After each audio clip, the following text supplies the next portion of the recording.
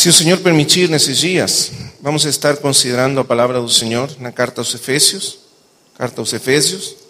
do apóstolo Paulo, sobre o assunto da visão celestial.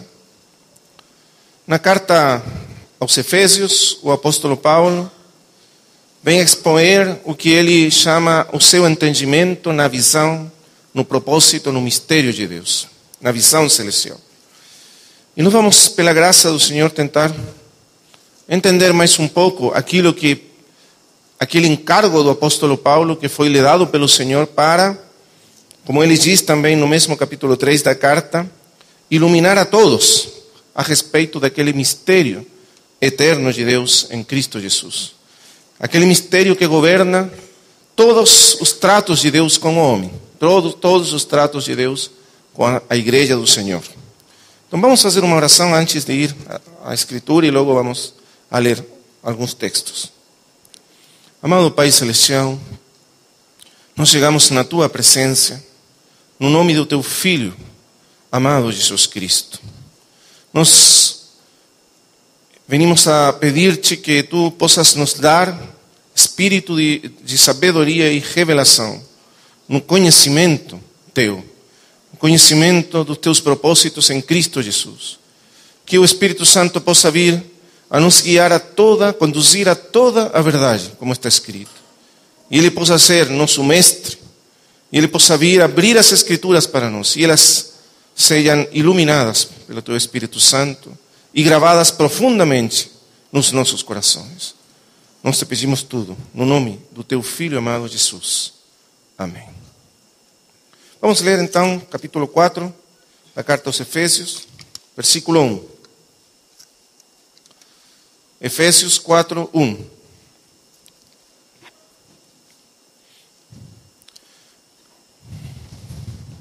Rogo-vos, pois, eu, o prisioneiro no Senhor, que andeis de modo digno da vocação a que fostes chamados. Rogo-vos, pois, eu, o prisioneiro no Senhor, que andeis de modo digno da vocação a que fostes chamados. Amém. Vamos ler esse versículo por enquanto. O apóstolo Paulo tem escrito esta carta desde a prisão em Roma. É uma daquelas cartas ou epístolas chamadas da cárcel ou da prisão. Porque aí foi que ele escreveu algumas das cartas mais importantes que ele enviou às igrejas. E alguém ha dito, ou muitos têm dito já na história da igreja, que esta carta aos Efésios seja provavelmente a carta mais elevada, mais profunda que o apóstolo escreveu. E por isso que ele diz aqui no princípio, do capítulo 4, versículo 1, prisioneiro no Senhor. Porque ele literalmente estava prisioneiro em Roma, como está descrito aí nos últimos capítulos do livro de Atos, quando ele foi levado lá em Roma e foi algemado, e estava todo dia algemado a um centurião romano. E nessas condições, então, ele escreveu esta carta aos Efésios. O grande assunto da carta aos Efésios é a igreja, a glória da igreja, o propósito da igreja, a natureza da igreja, a edificação da igreja, e tudo o que tem a ver com aquela igreja que está desde a eternidade no coração de Deus. A carta pode ser dividida em duas partes. Uma primeira parte que nos fala acerca do entendimento, a compreensão, a revelação que o apóstolo recebeu a respeito da igreja. Ela nos fala da igreja no pensamento eterno de Deus, o seu propósito, a natureza e tudo que tem a ver com ela. Na segunda parte, é a aplicação daquilo que está descrito e revelado na primeira parte. Quer dizer, aquilo que agora sobre a terra vem a ser a expressão daquela igreja que está revelada na primeira parte da carta. Por isso, a segunda parte, no capítulo 4, versículo 1, começa com essa expressão. Rogo-vos, pois. Esse pois aí é um dos grandes portanto, que são muito importantes quando nós tentamos entender o pensamento, os escritos do apóstolo Paulo. Esse, portanto, é um grande resumo. Quer dizer, então, partindo de tudo que foi falado aqui, então, portanto, é a conclusão lógica daquilo que já foi estabelecido. Aquilo que é a expressão do que ele já tem falado até esse momento. Então, a segunda parte nos fala da aplicação daquilo que está expressado na primeira parte.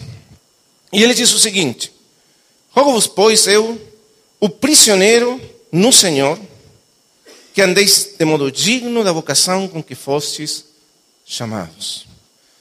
O grande assunto da primeira carta poderia ser descrito, então, como a vocação com que nós fomos chamados. Na primeira parte da carta, o apóstolo nos fala dessa vocação celestial. Na segunda parte, nos fala de como andar como é digno, quer dizer, fala da nossa conduta que possa expressar de maneira digna nesse mundo, nessa terra, aqui, o que nós somos a respeito dessa vocação celestial. Vamos primeiramente olhar para a expressão prisioneiro, porque essa expressão nos diz muito a respeito da vocação celestial. O que quer dizer Paulo com a vocação celestial, a vocação com que nós fomos chamados? No capítulo 26 de Atos, o apóstolo Paulo vai contar para o rei. Vamos ver aí o capítulo 26 de Atos. O apóstolo então aqui está contando para o rei Agripa a respeito da sua conversão ao Senhor Jesus. O que aconteceu com ele para que ele se tornasse um discípulo de Jesus Cristo, sendo que ele era um dos maiores perseguidores da igreja do Senhor. O que foi então que fez com que esse fariseu zeloso, que perseguia a igreja da maneira em que ele perseguia, como está escrito no mesmo livro, diz que ele respirava ameaças e morte contra os discípulos do Senhor. E ele mesmo tinha determinado destruir a igreja do Senhor Jesus. Então, como foi que esse homem fariseu, zeloso da lei, que odiava tanto a igreja e ao Senhor, se tornou aquele grande apóstolo que logo nós vemos descrito no livro de Atos? Então, ele está contando a história. Capítulo 26, então, ele diz o seguinte, versículo 12. Com estes intuitos, parti para Damasco, levando autorização dos principais sacerdotes e por eles comissionado.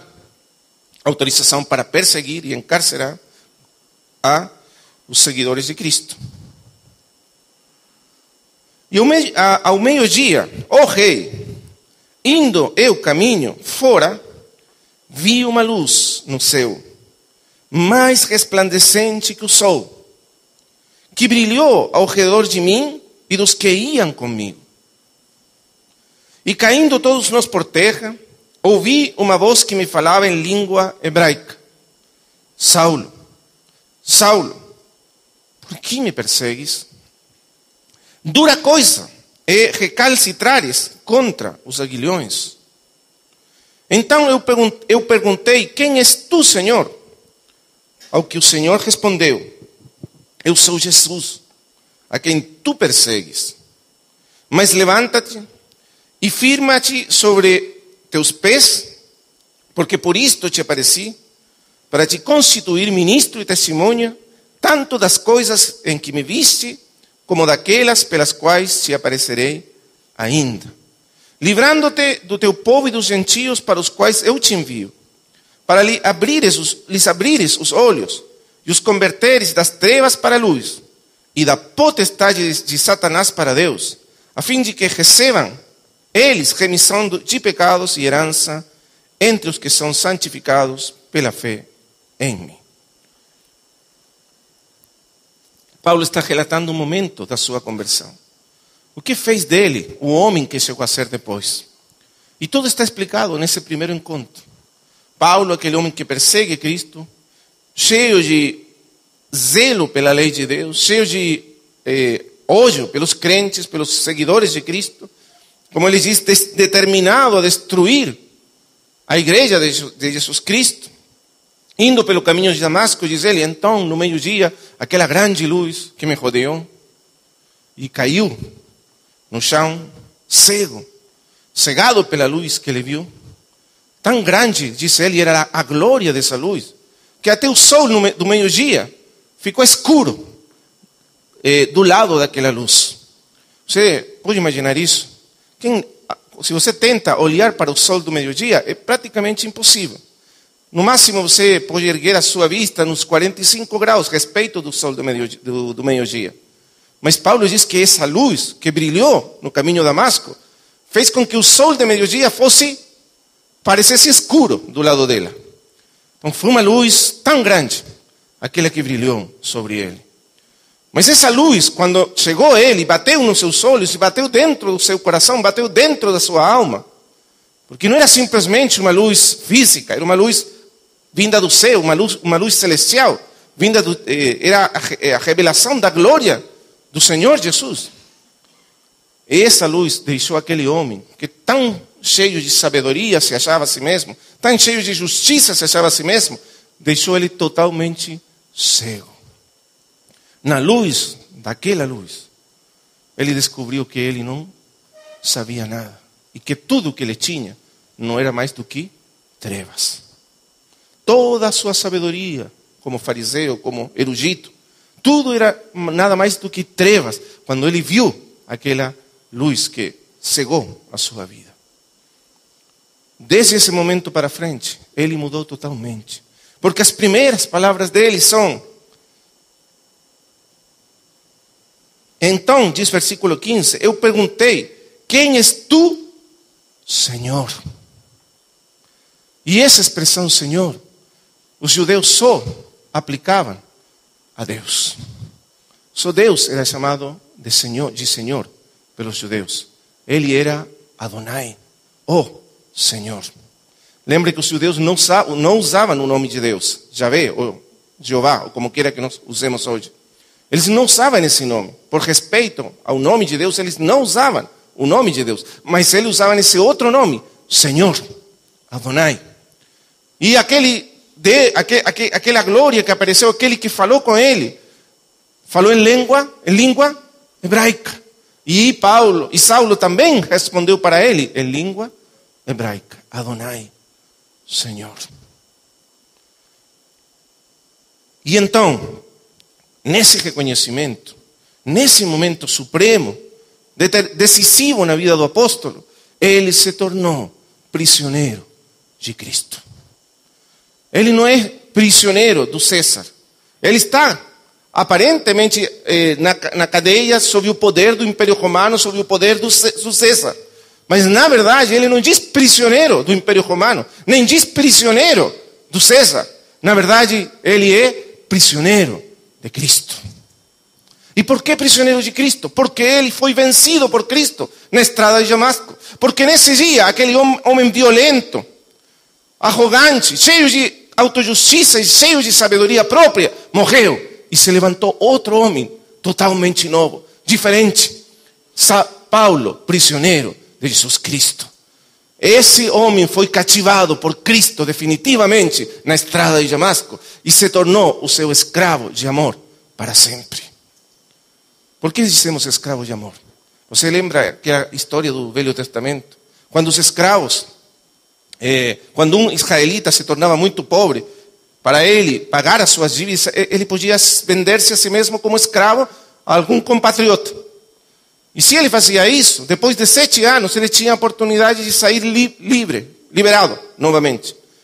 Mas se ele realmente gostava daquele amo, e ele gostava da vida daquele amo, então ele podia se tornar um escravo para sempre.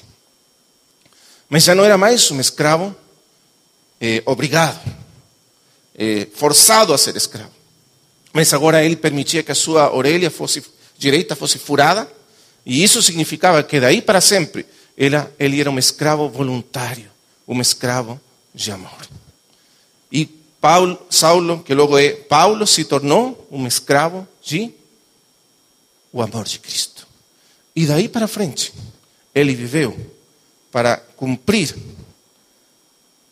o mandato para servir àquele Senhor que o cativou na estrada de Damasco. É por isso que então ele diz prisioneiro de Cristo Jesus. Veja o versículo 19, Atos 26, 19. Pelo que o rei Agripa, não fui desobediente à visão celestial. Qual é essa visão que se tornou desde esse momento até o final da sua vida naquilo que governou, cativou e governou a vida do apóstolo até o final? Essa visão daqui é aquela visão suprema que cativou o coração, a vontade, a vida inteira de Paulo e o tornou prisioneiro de Jesus Cristo até o final. E ele diz: eu não fui desobediente. Toda a sua vida não foi mais que seguir essa visão e levar essa visão adiante até o final. E essa visão é aqui, nós temos aqui descrita por ele mesmo. Duas partes tem essa visão. Quer dizer, a visão de Paulo está constituída por dois grandes elementos que estão aqui. O primeiro, capítulo 26, versículo 14. E caindo todos nós por terra, ouvi uma voz que me falava em língua hebraica: Saulo, Saulo, por que me persegues? Dura coisa é recalcitrares contra os aguilhões. Então eu perguntei: quem és tu, Senhor? Ao que o Senhor respondeu: eu sou Jesus, a quem tu persegues. E nessas palavras, quando o Senhor revela a sua identidade para Paulo, nesse momento Paulo recebe a visão celestial, que haveria de governar a sua vida toda. E que ele expressa de uma maneira tão magistral na carta aos Efésios. Qual é a visão? A primeira parte diz: eu sou Jesus. Essa é a primeira parte. Jesus. Aquele que ele perseguia era o Deus da glória. Era o Senhor da glória. Era o Deus de Israel. Eu sou. Ele é o grande. Eu sou de Israel. Aquele que falou na zarza com Moisés e falou a Moisés e disse: eu sou o que sou. Esse agora está falando com ele, está dizendo: eu sou, mas acrescentando algo. Jesus, Deus feito carne, o Deus encarnado e o Deus ressuscitado, o Senhor dos senhores, o Rei dos reis, o Cristo esperado, o Messias. Tudo isso é aquele que está falando com ele. A visão de Cristo, a sua supremacia, a sua centralidade nos planos e nos pensamentos de Deus. Ele é o resplandor da sua glória. É a imagem mesma daquele Deus eterno que agora está falando com ele. Ele cai prostrado ante a glória, diante da glória de Cristo. Mas o segundo é o seguinte, aqui nós prestamos atenção, diz: eu sou Jesus a quem tu persegues. Agora, irmãos, podemos fazer uma pergunta aqui. Como é que Paulo, ou Saulo nesse caso, poderia perseguir a Jesus? Se Jesus realmente estava morto, como ele acreditava até esse momento, e era um enganador, então não tinha maneira de perseguir a Jesus. Mas se Jesus estava vivo e era o Senhor dos senhores, e o Rei dos reis, e era o Deus mesmo feito carne, como ele poderia perseguir a Jesus? Parece sem sentido. Mas o Senhor está dizendo o seguinte para ele. E o segundo grande aspecto da visão celestial. Quando tu, Saulo, persegues aos que são meus, tu me persegues a mim. Quando tu bates naqueles que são meus, tu bates em mim. Quando tu tocas naqueles que são meus, tu tocas em mim. Quer dizer, o Senhor está revelando para Saulo uma coisa muito grande. É a visão, é o mistério de Deus. Que a igreja e Cristo são apenas uma coisa só. A igreja e Cristo estão unidas, formando uma coisa só. Não duas, nem três, não duas realidades separadas, mas apenas uma só realidade. Cristo e igreja. Aquela visão que ele vai mencionar depois, falar depois no livro dos Efésios, que Cristo e a igreja, eles constituem um só e novo homem. O cabeça, Cristo, está no céu, mas os pés estão sobre a terra, e a igreja. Logicamente, nesse momento, ele não conseguiu entender tudo o que isso significava. E vai levar muito tempo para o apóstolo chegar a compreender o significado pleno dessa visão. Mas uma coisa é certa, essa visão cativou a sua vida até o fim. E ele viveu para servir essa visão celestial. Agora, amados irmãos, essa visão do apóstolo Paulo, aqui, não é simplesmente uma visão particular dele, para ele, dele, mas é a visão que governa todos os tratos de Deus com os homens.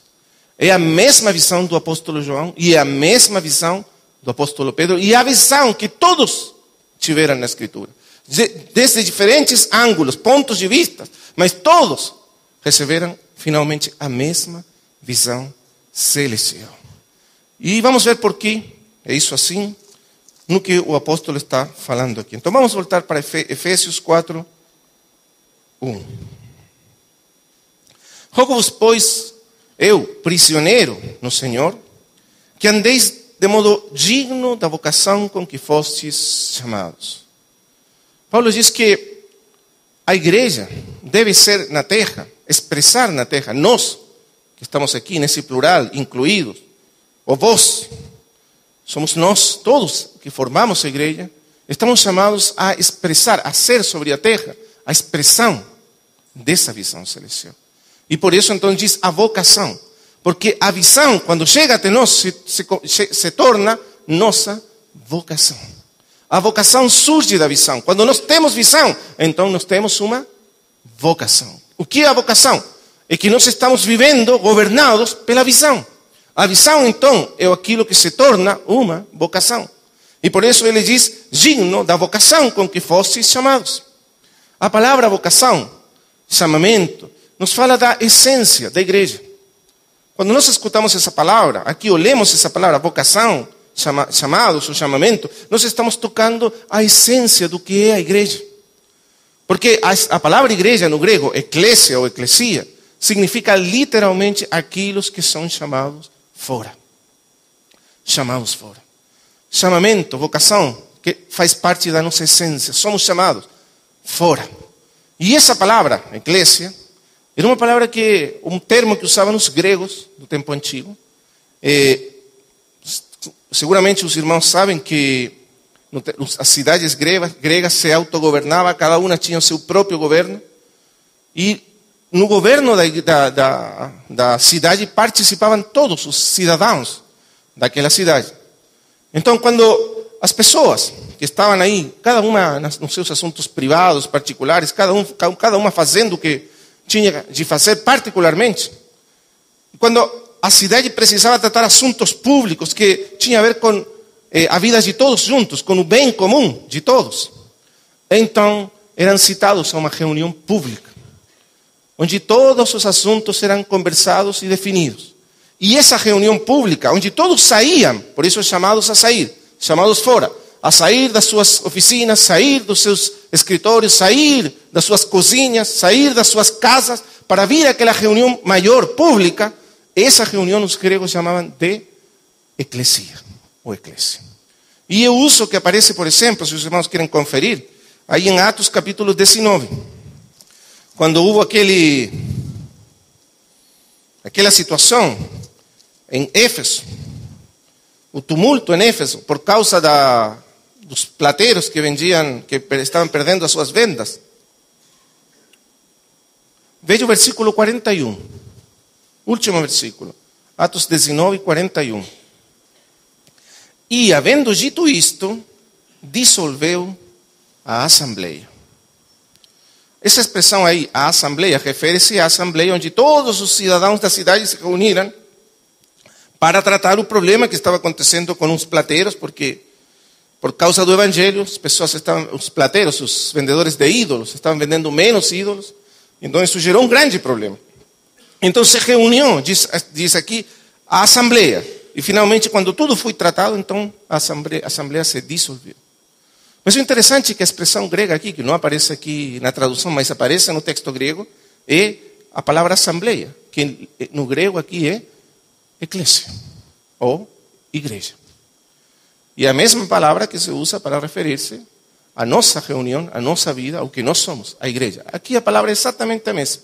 Mas aqui está no sentido em que a usavam os gregos, como uma reunião pública, onde as pessoas saem das suas coisas, assuntos privados, para vir a tratar os assuntos públicos da cidade, que vão além dos interesses de cada um particularmente.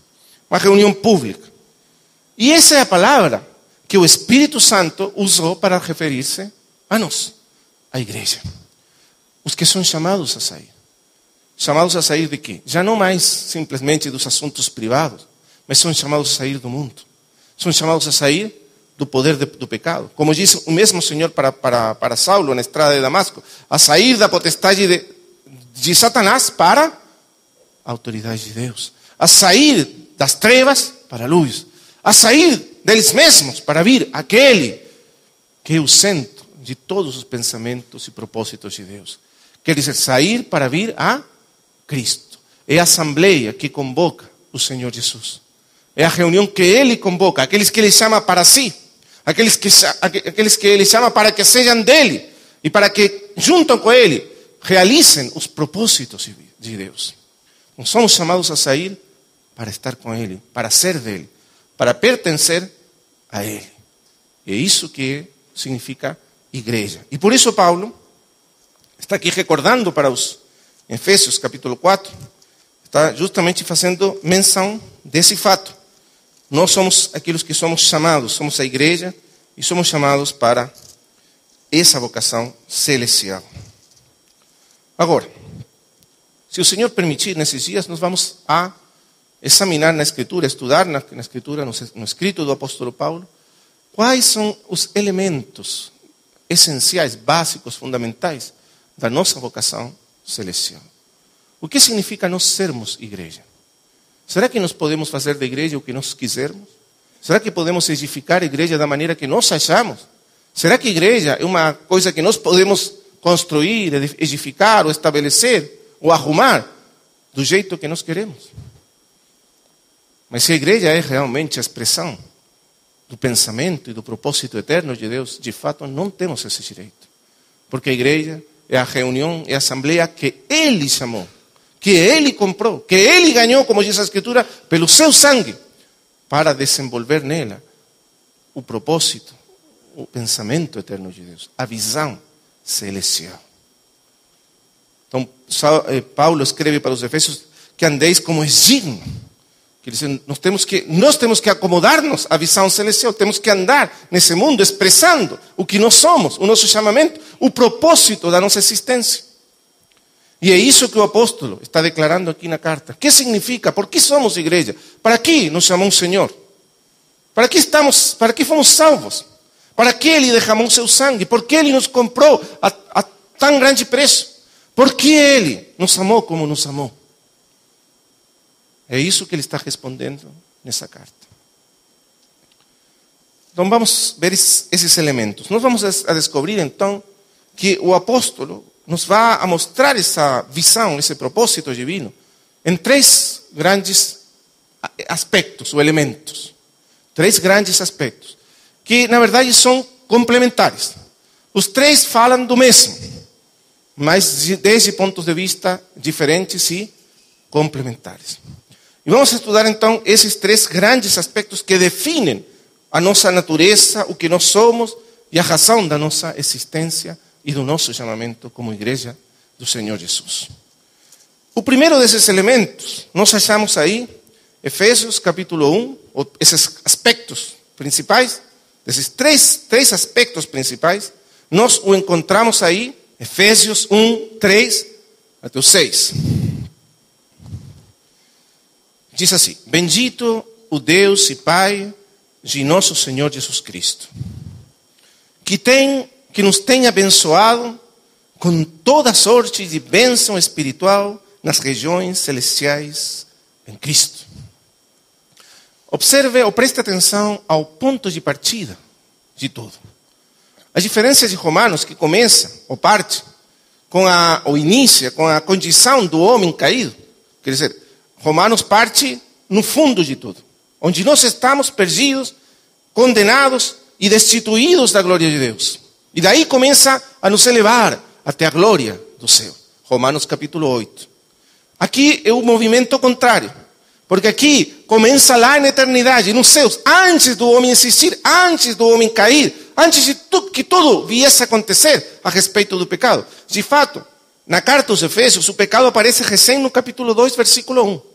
Aí aparece a nossa condição de pecado. Mas aqui nós estamos começando antes, nos pensamentos, nos propósitos eternos de Deus. Aquilo que estava eternamente no coração de Deus. Aquilo que Deus se propôs antes da fundação do mundo. E que é a razão pela qual Deus criou o mundo e criou o homem sobre a terra.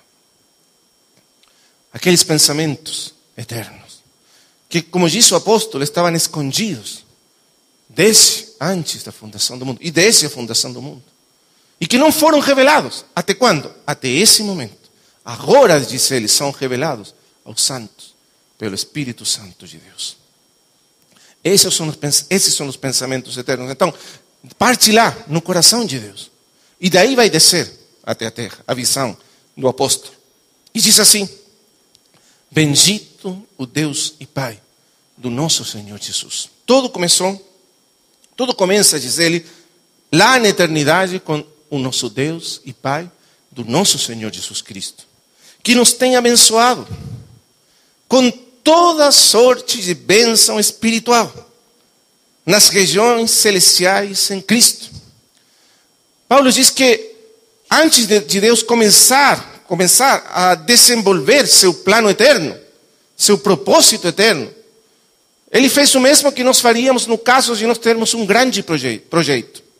Vamos supor que você faz um grande projeto. Você quer fazer uma obra importante, por exemplo, uma casa.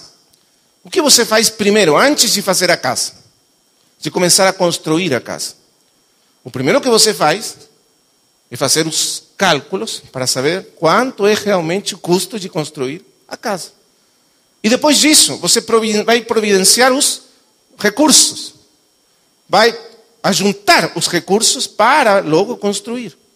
Se a casa é muito cara, você precisa juntar muito dinheiro antes de começar a construir a casa. Você precisa um orçamento, fazer um orçamento e depois providenciar, fornecer, ajuntar aqueles recursos necessários.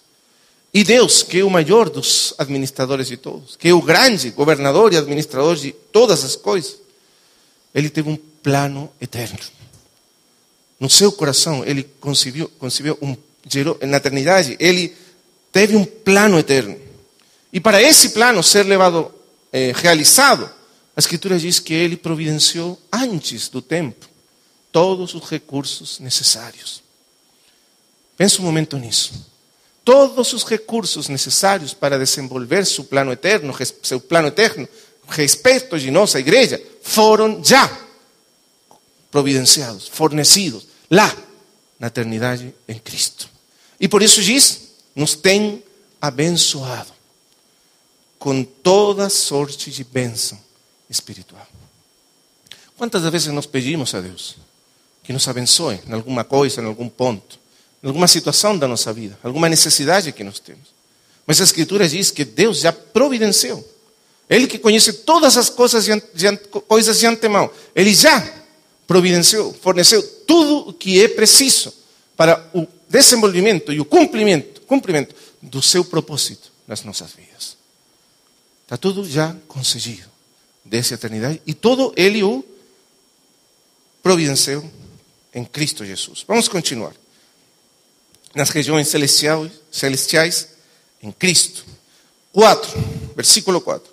Assim como nos escolheu nele antes da fundação do mundo, para sermos santos e irrepreensíveis perante Ele, em amor, nos predestinou para Ele, para a adoção de filhos por meio de Jesus Cristo, segundo o beneplácito da sua vontade. O que está falando o apóstolo? Lembre que o grande tema, assunto da carta é a nossa vocação celestial. O propósito pelo qual Ele chamou a igreja. Aquilo que está falando aqui, nós devemos entender claramente para interpretar da maneira certa essa passagem, quando ele fala nos escolheu, nos abençoou e nos predestinou, todos esses verbos que aparecem aí, todos esses verbos estão em plural. E isso tem muita importância. Quer dizer, ele não está, Paulo, o que tem o apóstolo Paulo em mente, não é a cada um de nós como indivíduos, separados. Mas o que o apóstolo tem em mente aqui é a igreja como um todo. Porque o grande assunto da carta é a igreja, a vocação celestial da igreja. O propósito celestial da igreja. E por isso ele está nesse pensamento em que ele está expressando tudo isto. É a igreja, aquilo que está no coração, no pensamento do apóstolo. Deus na eternidade nos abençoou, mas esse nós é um nós plural. Nós, a igreja de Jesus Cristo. Nos escolheu, nos predestinou. Vamos tentar então entender o que significa aquele propósito eterno de Deus. Porque predestinar significa dar um destino, um propósito. Asignar um propósito, um destino de antemão. Então veja bem, diz assim: nos predestinou para Ele, para a adoção de filhos, por meio de Jesus Cristo, segundo o beneplácito da sua vontade. Aqui nós temos a primeira parte da vocação celestial da igreja. O primeiro grande aspecto, o elemento da nossa vocação celestial. Nós fomos predestinados para sermos, diz aqui, adoptados ou para a adoção de filhos. O termo que aqui é traduzido como adoção de filhos, no grego é huiothesia. E é um termo muito importante para entendermos esse primeiro aspecto da nossa vocação celestial.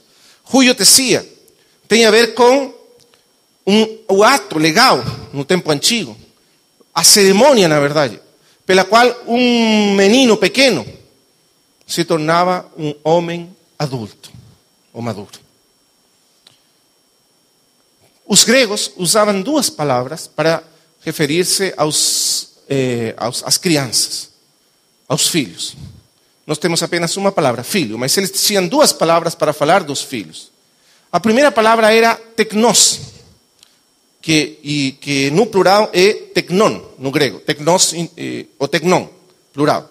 Teknos é a primeira palavra. E a outra palavra é huios. Teknos era uma palavra para filho e a outra palavra é huios. Ambas duas palavras aparecem na Escritura. Mas entre elas tem uma grande diferença. A palavra huios, teknos, nos fala de uma criança pequena, que está ainda sendo formada para a vida adulta, que ainda está sobre a formação e autoridade dos pais, ainda sendo formada para a vida adulta. Então, teknos é uma criança pequena que está sendo formada para a vida adulta pelos pais. E da palavra teknos vem a palavra técnica, porque a ideia dos gregos antigos é que através da técnica, da aquisição de habilidades, eles se tornavam adultos. Então, teknos, menino, criança pequena sendo formado. Uma coisa muito interessante agora. Praticamente, a maioria das vezes que a Escritura se refere a nós como filhos de Deus, a palavra que usa a Escritura é teknos. Nós somos teknos de Deus. Por exemplo, Evangelho de João, capítulo 1, versículo 12.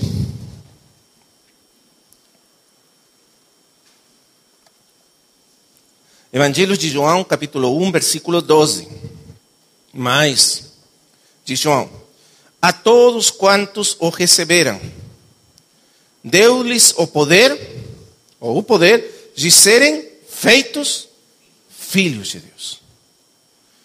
Diz aí então que todos aqueles que receberam ao Senhor Jesus, que acreditaram nele, que creram nele, eles receberam o poder de serem feitos filhos de Deus.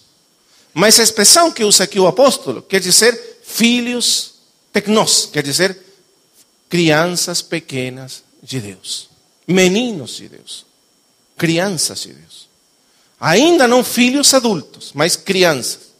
Porque o sentido é que Ele nos deu a vida dele para que nós nos tornássemos seus filhos, gerados por Ele, mas que através então de um processo de amadurecimento, nós finalmente chegássemos a ser filhos maduros de Deus.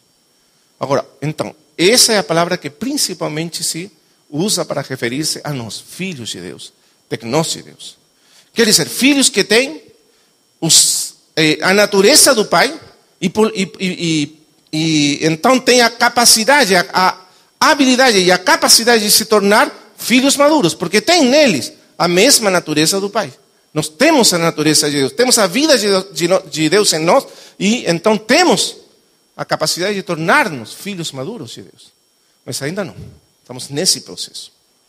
Mas então, a segunda palavra, huios, sempre que se fala do Senhor Jesus como filho de Deus, se usa essa palavra, huios de Deus. E não se usa tecnós. Por quê? Porque o Senhor Jesus é o Filho maduro de Deus. É o perfeito Filho de Deus. Ele não precisa chegar na maturidade porque Ele é o Filho que reflete de maneira perfeita a imagem do seu Pai. O caráter do seu Pai, a glória do seu Pai. Ele é o Filho maduro de Deus. E então Romanos capítulo 8, versículo 29.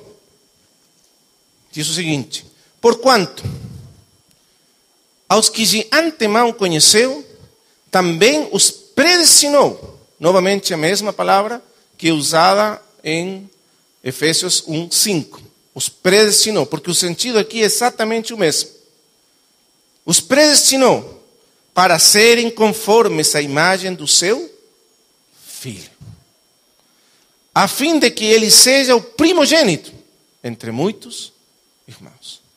Então, o propósito de Deus não é simplesmente nos salvar. O propósito de Deus não termina quando Ele nos salva. Não termina quando Ele nos justifica, quando Ele perdoa os nossos pecados. Não termina quando somos regenerados pelo Espírito Santo de Deus. Não termina quando somos nascidos de novo, pelo poder da sua palavra e do seu Espírito. Não termina. Apenas está começando o seu propósito eterno conosco. Porque o propósito dele é primeiro fazer-nos tecnós, nascidos de Deus, para logo nos tornar filhos maduros de Deus. E o que quer dizer um filho maduro de Deus?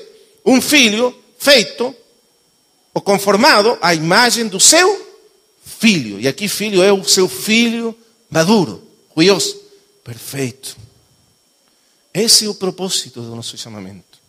Então, quando nós queremos entendermos por que Ele nos chamou, por que existimos como igreja, por que somos a igreja do Senhor Jesus, a primeira resposta é porque Ele quer que seamos feitos semelhantes ao seu Filho.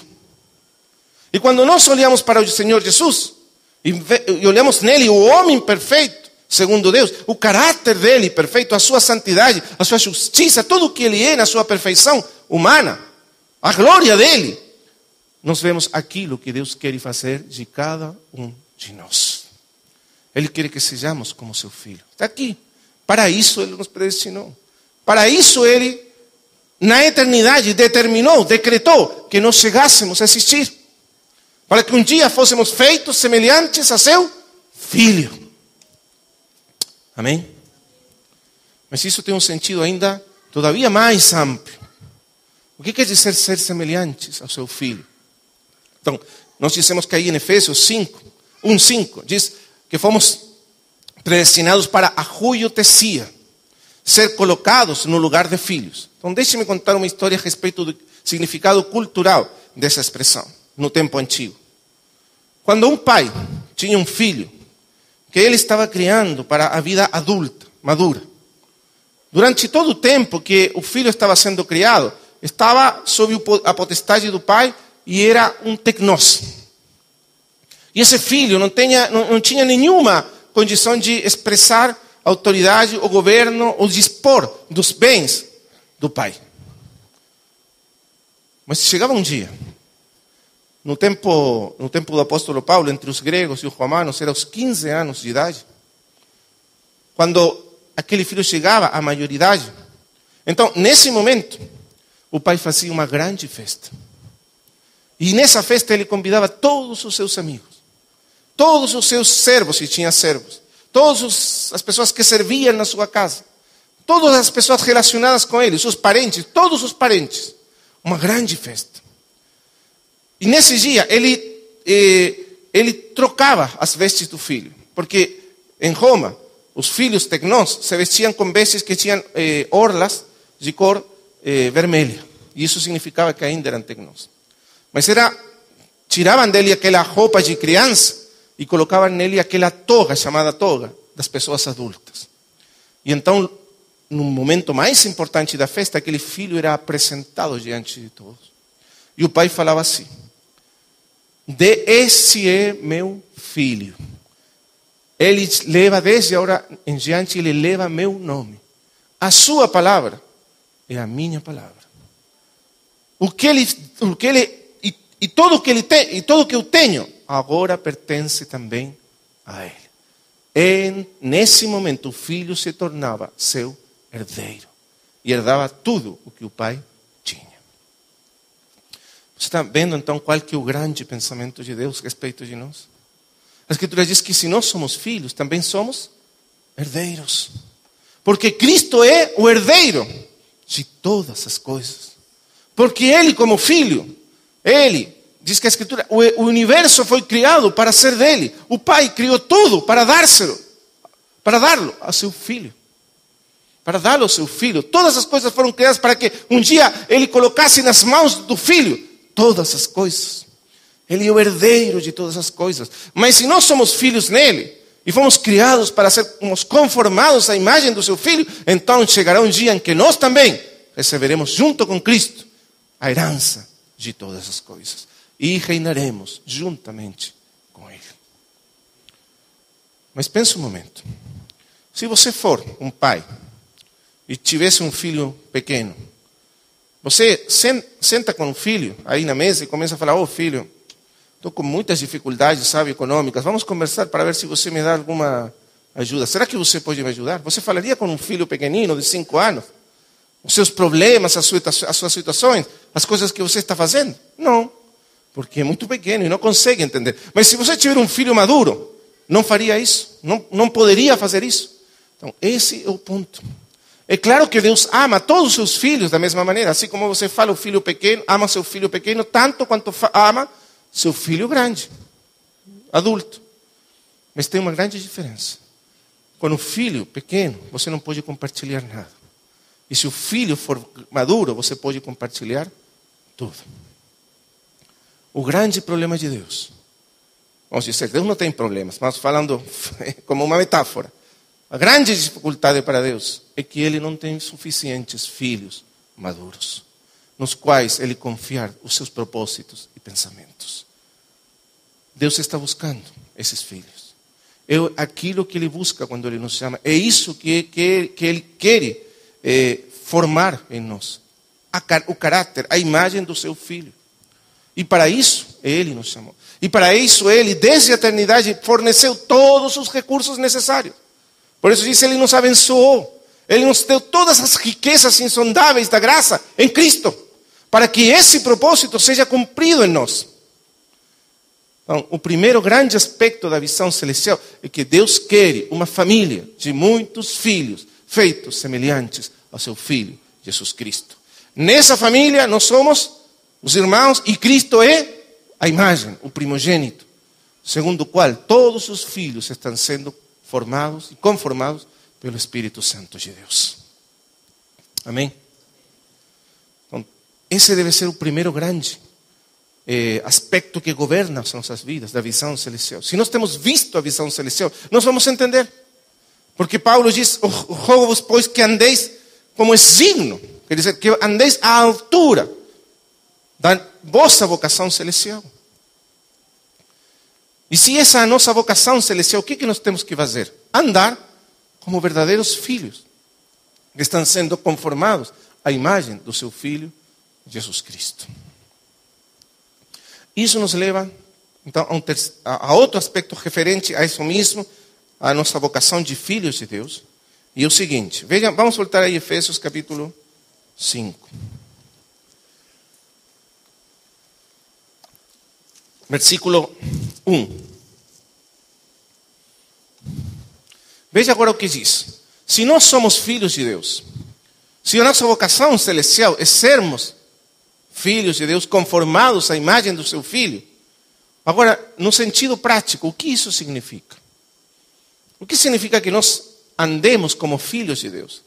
Aí andar, na segunda parte da primeira, se a primeira parte da carta aos Efésios, capítulo 1, 2 e 3, a palavra mais importante é ser, o que nós somos em Cristo, a nossa vocação celestial. Na segunda parte, a palavra mais importante é andar, quer dizer, o que nós fazemos em resposta à visão celestial, ao que nós somos. E o que nós somos é filhos de Deus, chamados a sermos feitos à imagem do Filho de Deus. E isso no sentido prático, o que significa? Capítulo 5, então, versículo 1. Sede, pois, imitadores de Deus, como filhos amados. É o que vem a aplicação. Se somos filhos, se fomos chamados a sermos os filhos de Deus, e então sermos conformados ao seu Filho, o que significa isso? Que andemos como filhos amados. E isso, versículo 2 significa: e andai em amor. O que define aos filhos de Deus? O que caracteriza? Qual é a característica principal, segundo a Escritura, dos filhos de Deus? Que são como seu Filho Jesus Cristo. Então veja, aqui está. E andai em amor como também Cristo, o Filho maduro de Deus, a nossa imagem, que é o exemplo de todos nós, e a imagem segundo a qual Ele quer formar a todos os seus filhos. Então, esse Filho, Cristo, nos amou. E se entregou a si mesmo por nós, como oferta e sacrifício a Deus em aroma suave. Qual que é a principal característica, então, desses filhos? Lembra que nós dissemos que esse chamamento não é simplesmente individual. Não significa que cada um de nós vamos tentar sermos semelhantes a Cristo.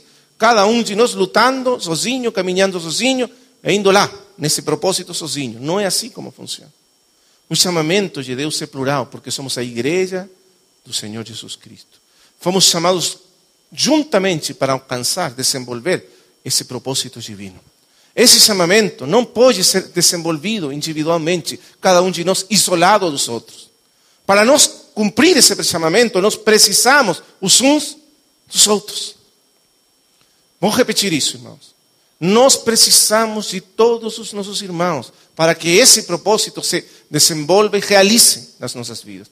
É impossível, sem os nossos irmãos, que esse propósito chegue a ser realizado nas nossas vidas. Aqui não adianta ser como aqueles antigos monges que se afastavam para o deserto, lá no Egito, no século III. E lá estavam eles 30 anos escondidos no deserto, tentando ser semelhantes a Cristo. Eu posso dizer com certeza que quando eles voltavam, eram exatamente iguais como quando saíram. Porque não é assim que nós somos transformados. Para sermos transformados, nós precisamos andar em amor, como filhos seus. E como você poderia andar em amor se não tem ninguém para amar? Imagina você tentando amar sozinho. Nós somos a expressão do caráter eterno de Deus. E quando nós olhamos para Deus lá na eternidade, o que nós achamos na intimidade de Deus? Achamos que Deus é um Deus trino. 3 pessoas que eternamente se amam entre si. Por que Deus pode ser amor?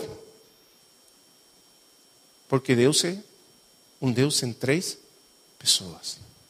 Se Deus fosse como Alá, o Alá dos muçulmanos, que é um Deus solitário, seria um Deus de qualquer coisa, menos um Deus de amor. Por quê? Porque para que exista amor tem que existir aquele que ama e aquele que é amado. E por isso Deus é amor, porque na eternidade o Pai ama o Filho eternamente, e o Filho ama o Pai eternamente, e o Espírito Santo é a expressão desse amor eterno do Pai e do Filho. Então temos essa, vamos dizer assim, essa preciosa família eterna, onde o Pai, o Filho e o Espírito compartilham eternamente esse amor. Deus é amor. E se nós fomos chamados para sermos seus filhos, quer dizer, para ser parte da sua família em Cristo, para ser filhos no Filho, então nós somos chamados a participar básica e essencialmente desse mesmo amor do Pai e do Filho. Amém? Então esse é o nosso primeiro chamamento de igreja. Sermos filhos de Deus, chegarmos a ser como Cristo, significa chegarmos a possuir e amar como Cristo amou, a participar do amor de Cristo. É por isso que o Senhor Jesus, no final da sua vida, quando ele reúne a seus discípulos lá, na última ceia, o que ele diz para eles? Esse é o meu mandamento. Um mandamento novo vos dou. Esse é o seu novo mandamento. Que vos ameis uns aos outros, como eu vos tenho amado. Esse é o grande mandamento do Senhor. É isso que o Senhor quer que nós façamos. Nos amarmos uns aos outros. E como Ele nos amou? Aqui diz, se entregou a si mesmo por nós. Como oferta e sacrifício a Deus em aroma suave. Amar quer dizer é andar como Cristo andou. E Cristo andou, diz, oferecendo-se, dando-se a Deus por todos nós. O apóstolo João, quando ele descreve, na sua primeira carta, 1 João capítulo 1, versículo 1, quando o apóstolo descreve a natureza da igreja, no princípio, a essência do que a igreja é, trazendo para os crentes do final do século I, o que era realmente a igreja no princípio, para estabelecer o que é essencial a respeito da igreja. No capítulo 1, versículo 1, ele diz o que era desde o princípio, o que temos ouvido, o que temos visto com os nossos próprios olhos, o que contemplamos e as nossas mãos apalparam com respeito ao verbo da vida. E aí ele está falando daquela experiência dos 12 discípulos, os apóstolos originais com Jesus. Porque aí foi que realmente começou a igreja. Quando o Senhor chamou aqueles 12 homens para estar com Ele, para viver com Ele durante os próximos 3 anos e meio da sua vida, Ele viria estabelecer o princípio da igreja. Aquilo que Ele viveu com eles se tornaria o padrão para tudo que viria depois. O Senhor Jesus, de alguma maneira, viveu com eles a igreja, a vida da igreja, antes da igreja nascer em Pentecostés. Porque aquilo que Ele viveu com eles se tornou o padrão de tudo que viria depois. É isso que está lembrando o apóstolo João. E ele diz o seguinte, veja o versículo 3. O que temos visto e ouvido, anunciamos também a vós outros, para que vós igualmente mantenhais comunhão conosco. Ora, a nossa comunhão é com o Pai e com seu Filho, Jesus Cristo. Se de alguma maneira pudéssemos descrever a essência da vida da igreja, nós poderíamos dizer que a essência é essa vida de comunhão. Essa vida de comunhão uns com os outros. E nessa comunhão dos uns com os outros, na verdade, nós estamos tendo comunhão com o Pai e com seu Filho, Jesus Cristo. Os nossos relacionamentos são parte essencial do que nós somos para Deus. Esses relacionamentos, esses vínculos dos quais está falando aqui, na verdade, não são coisas meramente humanas. Os vínculos que existem entre nós, os relacionamentos que têm que surgir entre nós, são o fundamento de tudo que Deus vai desenvolver entre nós. O Senhor quer desenvolver entre nós. É por isso que o apóstolo lembra disso. Que a nossa comunhão, a vida de comunhão que nós temos, não é simplesmente uma comunhão humana. Não deve ser simplesmente comunhão humana. Não pode ser simplesmente afinidade social. Gosto dos uns por os outros. Amizade humana, natural. Mas, na verdade, os vínculos que devem existir entre nós são vínculos espirituais, de amor, de comunhão divina. Porque a nossa comunhão, na verdade, surge da comunhão do Pai e do Filho com nós. Veja comigo o Salmo 133. Diz, como é bom e agradável viverem unidos os irmãos. É como o óleo precioso sobre a cabeça, o qual desce para a barba de Arão, e desce para a gola de suas vestes. É como o orvalho de Hermão, que desce sobre os montes de Sião. Ali ordena o Senhor a sua bênção e a vida para sempre. Olha, presta atenção a esse salmo. Ele diz que a vida de comunhão, de união entre os irmãos, é como o óleo precioso sobre a cabeça do sumo sacerdote, Arão, que desce pelas barbas do sacerdote, do sumo sacerdote, até o borde das suas vestes. O que significa isso?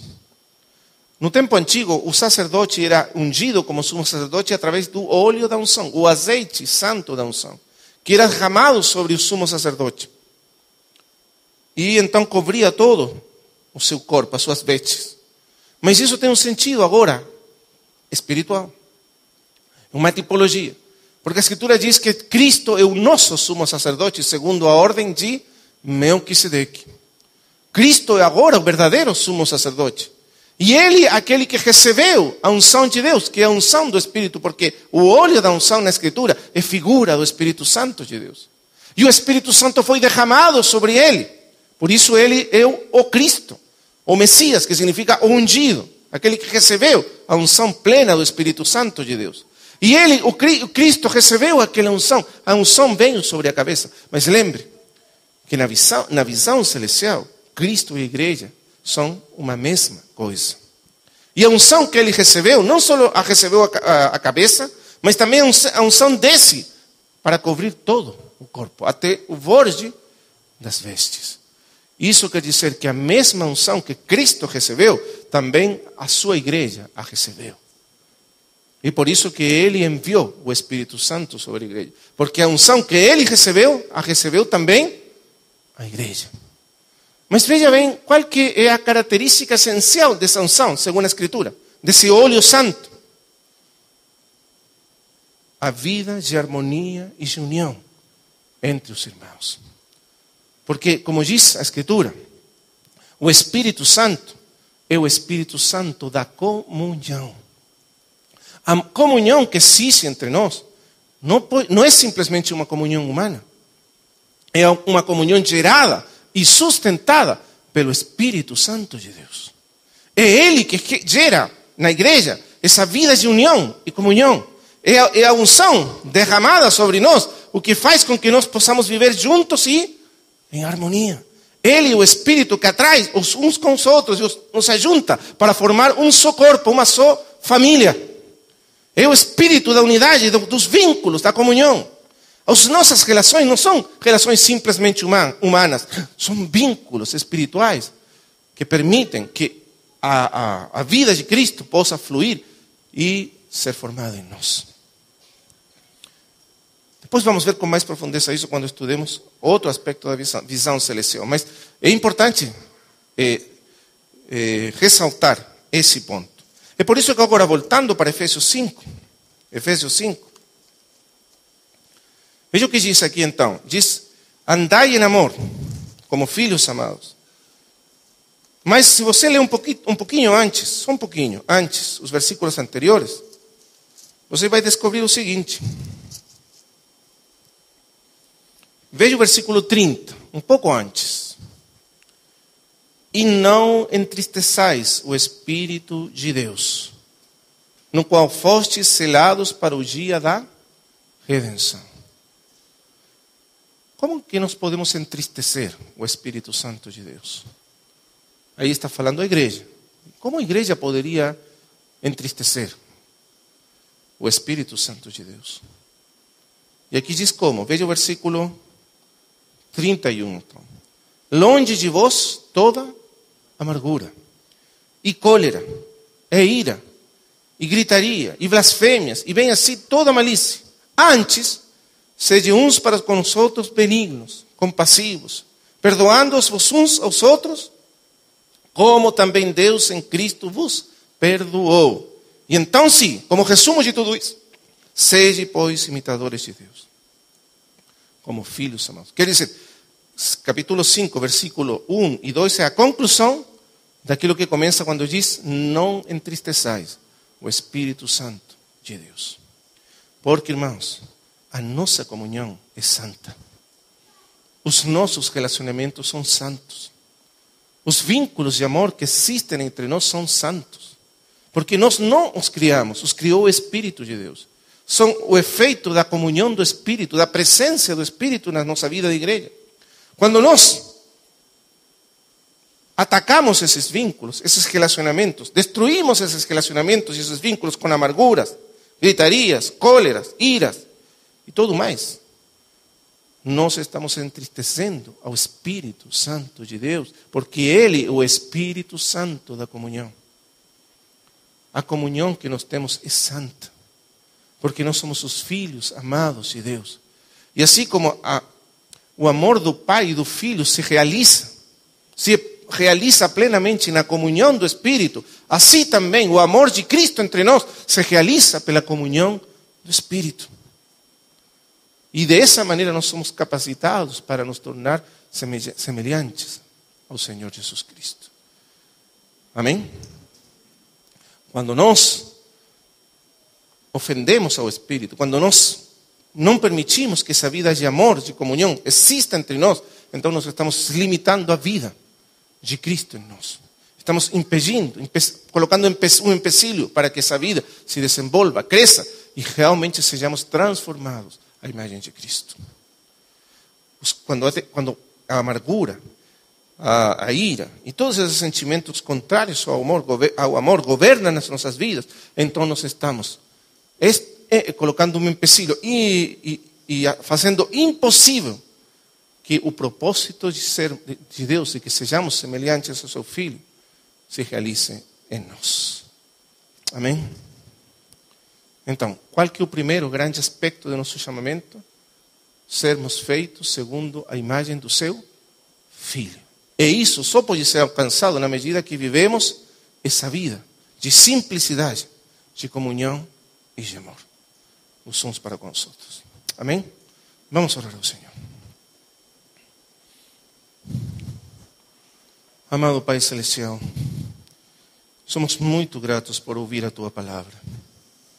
Oh, que essa visão celestial, que um dia cativou o coração do Teu apóstolo, possa vir agora pelo Teu Espírito Santo a cativar os nossos corações. Abre os nossos olhos do nosso entendimento, como diz Paulo. Como ele diz, para que dobremos os nossos joelhos e realmente possamos receber espírito de sabedoria e revelação. E os nossos entendimentos se abram para compreender a grandeza da nossa vocação e chamamento.